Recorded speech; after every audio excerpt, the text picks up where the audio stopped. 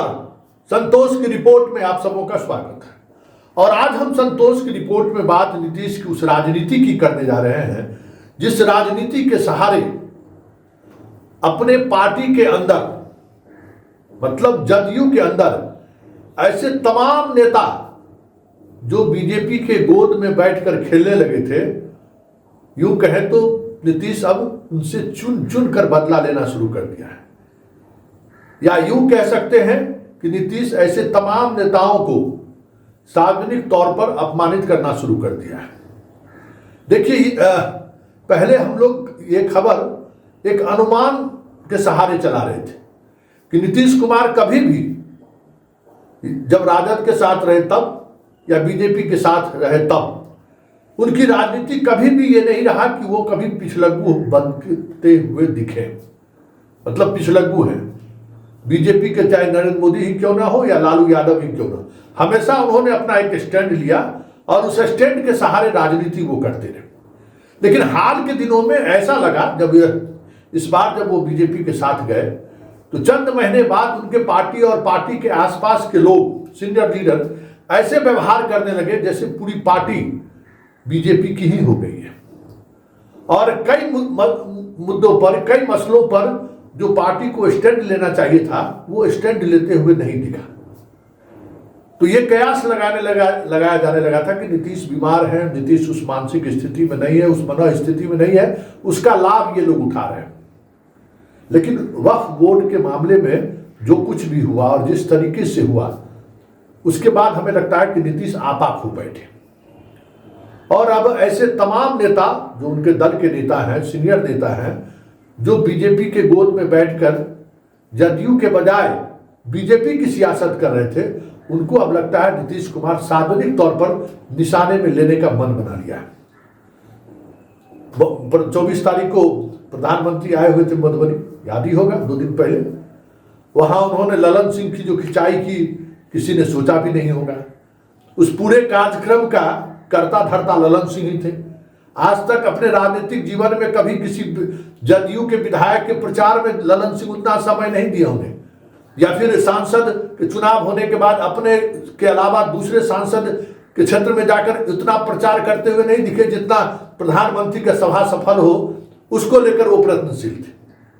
तो सार्वजनिक रूप से याद है 3 दिन पहले उन्होंने प्रधानमंत्री के सामने क्या कहा कि आरजेडी की तरफ ले जाने वाले यही लोग हैं। एक बार फिर से ये बात आप सुन लीजिए, क्योंकि वो 2 दिन पहले घटित हुई थी और आज जो कुछ भी हुआ है वो बातें वो जो कही जा रही थी, आज उन्होंने इस पर मोहर लगा दिया है कि हमें ये कदापि पसंद नहीं है कि हम जिस गठबंधन के साथ हैं उस गठबंधन की चाकरी करें। हमें ये कदापि पसंद नहीं है कि हम जिस गठबंधन के हैं उस गठबंधन के हम गोद में खेलने लगे। जरा पहले प्रधानमंत्री की सभा में जो कुछ भी हुआ वो जरा पहले सुन लीजिए। वो एक शुरुआत था कि ललन सिंह जिस तरीके से उछल कूद रहे थे, सीधे तौर पर सामने उनको जलील किया है। तो जरा सुनिए क्या कह रहे थे ललन सिंह के बारे में। तो हम ही लोग तो एक ही साथ रहे हैं और उसके अलावा बीच में हम गड़बड़ कर दिया हमारे पटिया वाला, और यहीं बैठे हुए हैं। अब इन्हीं से पूछिए तो ये सब तो फिर बाद में इन्हीं को लगा है कि वो गड़बड़ है, उसको छोड़ दिए। अब हम लोग कभी उसके साथ नहीं जा सकते हैं और सब गड़बड़ किया है और उस सबको, इसीलिए उसके खिलाफ है ना हम लोग लड़े थे जी। तो आपने सुना, मतलब सीधे तौर पर ललन सिंह की हेकड़ी बाहर इन्होंने कर दी कि मोदी जी का को दिखा रहे हैं, बता रहे थे कि तोर औकात क्या है, तुम ही राजद से मिलाने वाले लोग। और उसके बाद ललन सिंह जो कर भागे हैं मीडिया से, जिस तरीके से नजर छुपा के, कहने की जरूरत नहीं है, आप लोगों ने फुटेज देखा भी होगा, नजर नहीं मिला सके, भाग गए दिल्ली वो। और आज जदयू पार्टी कार्यालय में अधिवक्ता प्रकोष्ठ की बैठक थी, जिसको संबोधित करने के लिए, जिसमें शामिल होने के लिए या उद्घाटन करने के लिए नीतीश कुमार पार्टी दफ्तर पहुंचे। और पार्टी दफ्तर पहुंचने के बाद उस संबोधन के दौरान ऐसे तमाम नेता जो बीजेपी के गोद में खेल रहे थे या फिर बीजेपी के लिए सियासत कर रहे थे, उनको इशारों में ही सही उनकी पैंट गिली कर दी आज उसने।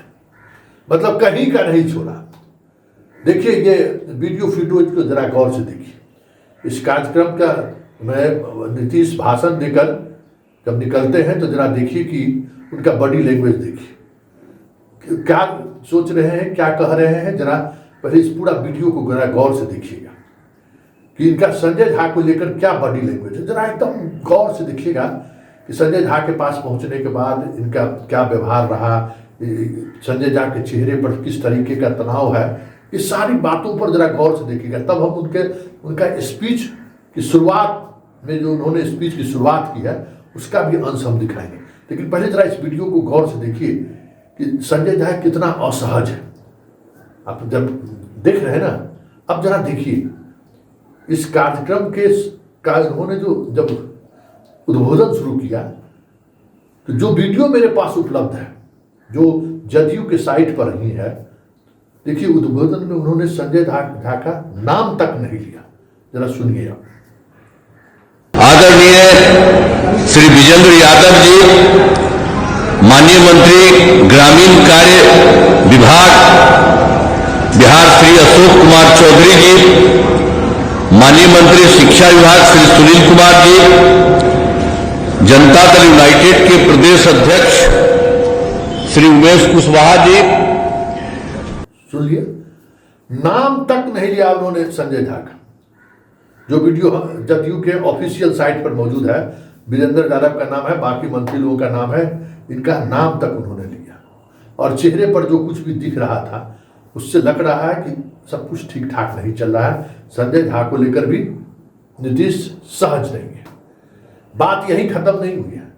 उस संबोधन के दौरान ही कुछ बातें उन्होंने ऐसी कह डाली जिससे साफ लगने लगा है कि ऐसे तमाम लोग जो बीजेपी के पैरोकार हैं, ऐसे तमाम लोग कि बीजेपी के लिए पार्टी को नुकसान पहुंचा रहे हैं, उनको नीतीश ने आज इशारों इशारों में कह दिया कि बेटा सुधर जाओ, सब कुछ पता है कि तुम कर क्या रहे हो।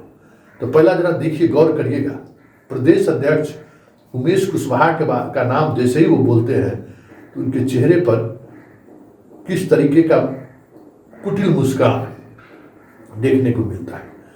सीक्वेंस में देखिए, आप समझ जाइएगा। जनता दल यूनाइटेड के प्रदेश अध्यक्ष श्री उमेश कुशवाहा जी, देख लिए किस तरीके से टारगेट ले रहे हैं। अब जरा भाषण से थोड़ा आगे बढ़िए। सराफ जी, पूरे इस प्रकरण में पिछले कई महीने से जो सराफ जी काफी नीतीश के करीबी हैं, उनका आचरण या उनके जदयू के प्रति जो कमिटमेंट लेवल था उसको लेकर कई मर्तबा सवाल खड़े हुए हैं। जैसे उमेश कुशवाहा को लेकर सवाल खड़ा हुआ ना कि जदयू यूथ छात्र संगठन पटना यूनिवर्सिटी से चुनाव लड़ना चाहता था।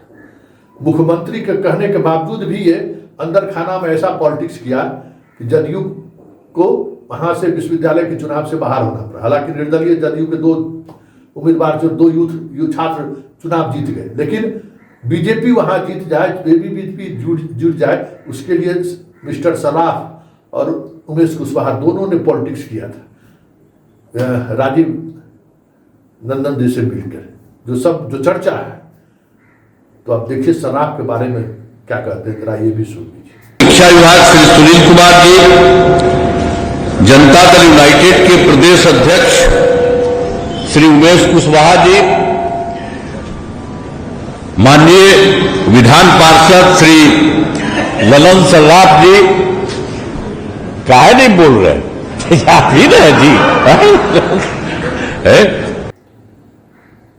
सुन लिए। अब चौथा नाम गांधी जी के भी लॉयलिटी पर इन दिनों खूब चर्चा हो रही है कि गांधी अब किसके साथ हैं कहना मुश्किल है, क्योंकि सराफ गांधी इस सब का एक नेटवर्क हो गया है जो जदयू कार्यालय में बैठकर ही जदयू का जो है कब्र खोद रहे हैं। जिससे पूछिए, जिस कार्यकर्ता से बात कीजिए, ये बातें आपको सामने आ जाएगी कि इस खेल में मतलब बीजेपी का जो बी टीम है वो हमारे यहाँ भी है और ये सारे चेहरे हैं। जैसे राहुल गांधी कहता है ना कि बीजेपी के लोग हमारे यहाँ भी हैं, बी टीम हमारे ये सब है, उसको इस बार सबक सिखाना है, पहले उसको बाहर करना होगा।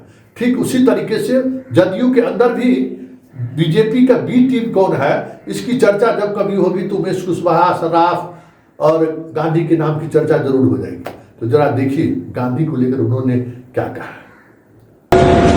जनता दल यूनाइटेड के प्रदेश अध्यक्ष श्री उमेश कुशवाहा जी, माननीय विधान पार्षद श्री ललन सर्राफ जी, काहे नहीं बोल रहे, आप ही रहे जी।